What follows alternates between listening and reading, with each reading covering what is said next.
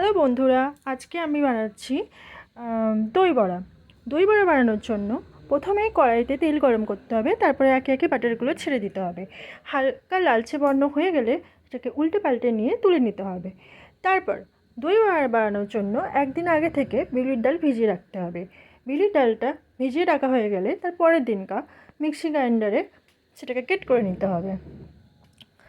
এই যে বাটারটা হচ্ছে, এই যে তো রেডি করে রেখেছিলাম।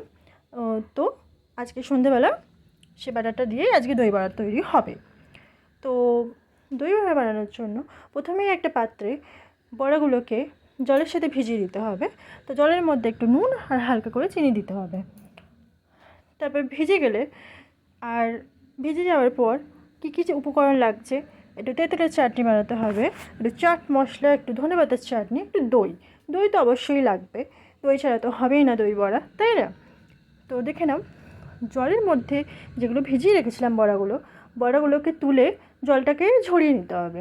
জলটা ঝরে গেলে তারপর টক দইয়ের মধ্যে হালকা 1 চামচ লঙ্কার গুঁড়ো, 1 চামচ চাট মশলা, নুন, চিনি দিয়ে সেটাকে ফাটিয়ে নিতে হবে।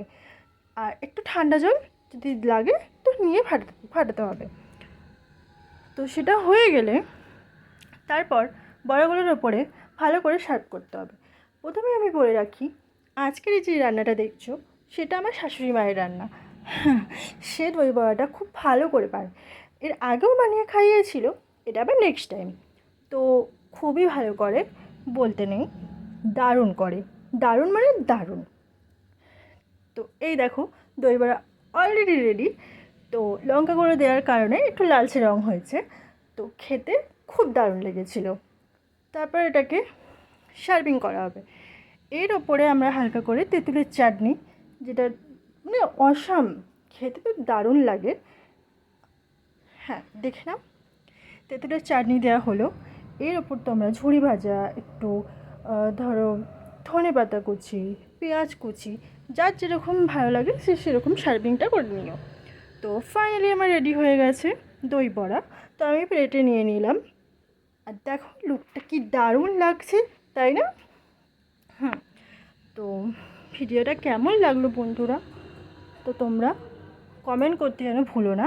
অবশ্যই একটা লাইক, একটা কমেন্ট আর সাবস্ক্রাইব তো করতেই হবে। সাবস্ক্রাইব করতে যেন কেউ ভুলো না। আর আবার আসবো আমি নেক্সট ভিডিও নিয়ে। তো এখনকার মতো বাই বাই।